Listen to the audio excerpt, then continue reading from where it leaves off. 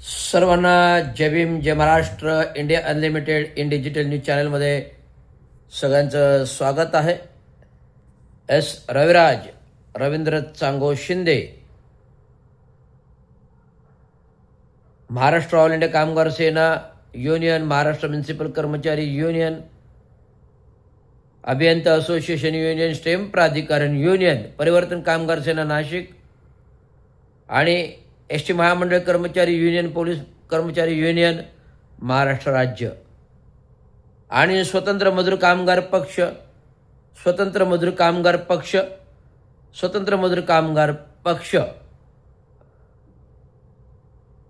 वतीने ठाणे महानगरपालिका निवडणुकीसाठी सज्ज आहे. ठाणे महानगरपालिका निवडणुकीसाठी सज्ज आहे. आजच लोकसत्तेतील विविध वर्तमानपत्रातील, ठाणे वैभवतील, महाराष्ट्र टाइम्स असेल, विविध न्यूज वृत्तपत्र आणि टी व्ही न्यूजवरील बातम्यानुसार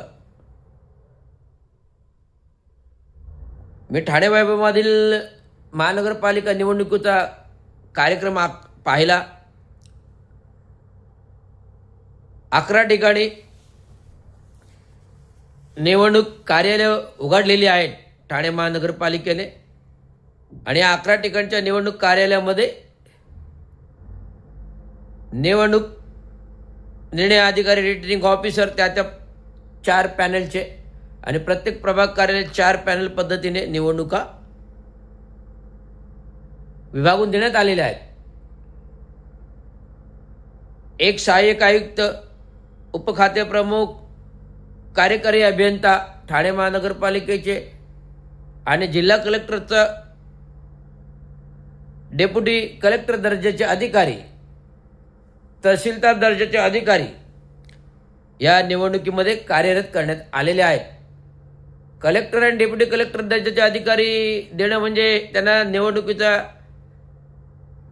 कार्यशैलीचा अनुभव आहे आणि प्रत्येक बरोबर सहाय्यक आयुक्त आणि कार्यकारी अभियंता ठाणे महानगरपालिका हे विभागून देण्यात आलेले आहे. तर अशा प्रकारे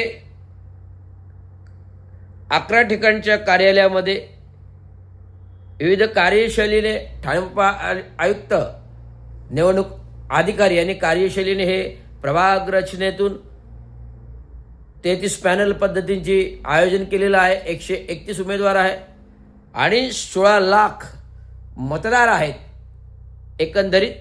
हे मी तुम्हाला थोडक्यात सांगतो.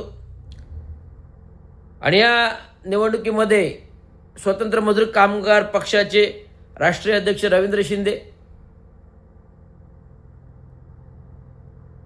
आम्हाला बऱ्याच पक्षाकडून मला मागणी आहे, कारण रवींद्र शिंदे हे विविध कामगार संघटनेवर काम करता करता आधी सेवेमध्ये कार्यकारी अभियंता राहिलेले आहेत. आधी सेवेत कार्यकारी अभियंता राहिलेले आहेत. ठाणे महानगरपालिकेतले विविध खाचखळगे, भ्रष्टाचाराची माहिती आहेत आणि या भ्रष्टाचाराचे खाचखळग्याचे पुरावे आणि त्यांच्याकडे उपलब्ध आहेत. आणि सत्ताधारी, टक्केदारी, भ्रष्टाचारी लोकांचं पितळ उघडं करून आपल्याला ह्या निवडणुकामध्ये ठाण्यातून सुरुवात करायची आहे की ठाण्यातला भ्रष्टाचार गाडायचा आहे. ठाण्यातून सुरुवात करायची की ठाण्यातला भ्रष्टाचार आपल्याला गाडायचा आहे. जो ठाणे महानगरपालिकेच्या महानगरपालिकातून जो चालू झालेला भ्रष्टाचार आहे तो आज मंत्रालयापर्यंत पोहोचलेला आहे. मंत्रालयापर्यंत पोहोचलेला आहे. ज्याने ठाणे महानगरपालिका भिकारी बनवली, रिक्त केली, त्याने महाराष्ट्र शासनाचे महसूल मंत्रालय पण रिक्त केलं. आज महाराष्ट्र शासनाकडे 1 रुपया नाही आहे. आज ठाणे महानगरपालिकेकडे 1 रुपया नाही आहे. 2,500 कोटीचं दायित्व आहे. थकीत बिलं द्यायची आहेत, कर्मचाऱ्याचे वेतन, पगार, प्रॉव्हिडंट फंड सगळ्या गोष्टी द्यायच्या आहेत.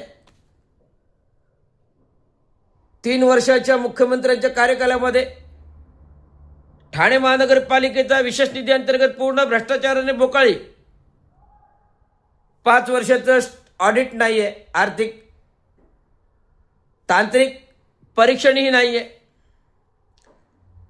आणि कर्मचाऱ्यांचं थकीत वेतन असो, प्रॉव्हिडंट फंड द्यायला 7वं वेतन पैसेच नाही आहेत. फक्त विशेष निधी येतो, तर बहुउद्देशीय प्रकल्प होतात आणि टक्केवारीसाठी हे प्रकल्प नियोजन केले जातात. एकेकाळी ही महानगरपालिका महाराष्ट्रातील 2 नंबरची श्रीमंत महानगरपालिका आणून ठेवली. जे जुने लोक होते, मारुतराव शिंदे कार्यकालातील, गम कोळींच्या कार्यकालातील, सतीश प्रधानच्या कार्यकालातील, दिवंगत काम करण्याचे चांगो शिंदे कार्यातील जे काम करते ते होते. चांगो शिंदेने पण 2-2 नगरसेवक दिले ना. 70च्या 71च्या दशकामध्ये नगरपालिका असताना. आणि महानगरपालिका प्रस्थापित झाल्यावर वसंतराव डावखरे सारखे नगरसेवक दिले, जे महाराष्ट्र पातळीवर गेले, विधान परिषद उपसभापती झाले. असा भवदिव नेता चांगो शिंदेने दिला. ही महानगरपालिका घडविली, बसवली. आणि आलेले उपरे जे वाघाच्या कपारीमध्ये राहत होते, आलेले उपरे जे वाघाच्या कपारीमध्ये राहत होते, 3 टायर टेम्पो चालवायचे, त्यात राज्याचे मुख्यमंत्री झाले. आनंद आहे. एक रिक्षावाला, एक टेम्पोवाला राज्याचा मुख्यमंत्री होतो, अभिमानाने ऊर भरून येतो. जरी ते उपरे ठाण्यामध्ये आले, त्यांच्या कर्तृत्वाने पुढे गेले, त्याच्याबद्दल आम्हाला काही बोलायचं नाही आहे. परंतु हे करताना ज्याप्रमाणे भ्रष्टाचार बोकाळला, टक्केवारी बोकाळली, 40% 50% बोकाळले आणि महानगरपालिका भिकारी केली. आज ही 1 पैसा नाही आहेत. आज सगळे ठेकेदार फिरत आहेत. सेवानिवृत्त कर्मचारी वणवण फेऱ्या मारत आहेत. मी सुद्धा सेवानिवृत्त झालो, माझं पण अजून थकीत वेतन बाकी नाहीत. म्हणून तर आज मी निवडणुकाच्या रिंगणात का उतरत आहे. तर योग्य न्याय, योग्य हक्क, योग्य न्याय, योग्य हक्क कामगारांचे देण्यासाठी सत्तेशिवाय गत्यंतर नाही. म्हणून मला महानगरपालिका रिंगणात उतरावं लागते. विधानभवनाच्या निवडणुकीत 147 विधानसभा क्षेत्रामध्ये एकनाथराव शिंदे मुख्यमंत्री असताना त्यांच्या विरोधात मी नॉमिनेशन फॉर्म भरला होता. भेट झाली. विनंती वजा विशेष केल्यानंतर मी माझा फॉर्म बाद करणार होते, परंतु बाद न करता मागे घ्यायला सांगितलं. विनंतीवरून मागे घेतला. म्हणजे विधानसभेचा अनुभव गाठीशी करता तर का नाही आपण ठाणे महानगरपालिकेतला हा भ्रष्टाचार, टक्केवारीचा खोक्याचा गाडला पाहिजे, जो महाराष्ट्राच्या इतिहासामध्ये फार राजकारण रसातळाला मिळवलं, फार राजकारण घाणेरडं मिळवलं. जेव्हा अशिक्षित माणूस सत्तेत येतो तर पूर्ण महाराष्ट्राच्या राजकारण हे रसातळाला जातं, बर्बाद होतं. ना त्याला संविधान कळत, ना त्याला घटना कळत, ना त्याला कायदा कळत, ना कानून कळत. त्यामुळे अशा प्रकारचं राजकारण, सत्तेसाठी गणित, लाडकी बहीण लाडकी भाऊ, आपण दोघे सारे वाटून खाऊ, अशा प्रकारचं कार्यशैलीने आहे. लवकरच आता महानगरपालिकेमध्ये लोकांनी जागृत व्हा. गद्दारांना, टक्केवारींना, महायुतीतील लोकांना कोणाला मतदान करू नका, तर स्वतःच्या पसंतीच्या जो तुमच्यासाठी झटतो करतो त्या उमेदवाराला मत द्या. मी कुठल्या पक्षाचं नाव घेणार नाही, पण जो चांगलं काम करणारा, तरुण तगडा भारत घडवणारा माणूस असेल, लोकांसाठी धावणारा असेल, गद्दार आणि टक्केवाऱ्यांना बिलकुल मतं देऊ नका. गद्दार आणि टक्केवारी आणि भूखंड घोटाळे करणाऱ्यांना मतदान करू नका. हे माझं काही सांगणं आहे. एवढं सांगतो म्हणून येणाऱ्या निवडणुकीत सावध व्हा आणि मतदान देताना तुमच्या पसंतीच्या तुमच्याच माणसाला मतं द्या.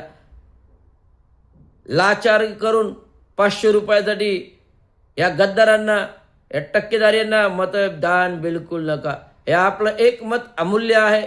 हे सोन्यापेक्षा पिवळं आहे, सोन्यापेक्षा किमती आहे. एवढंच लक्षात ठेवा. धन्यवाद. जय विजय महाराज. जय हिंद, जय भारत.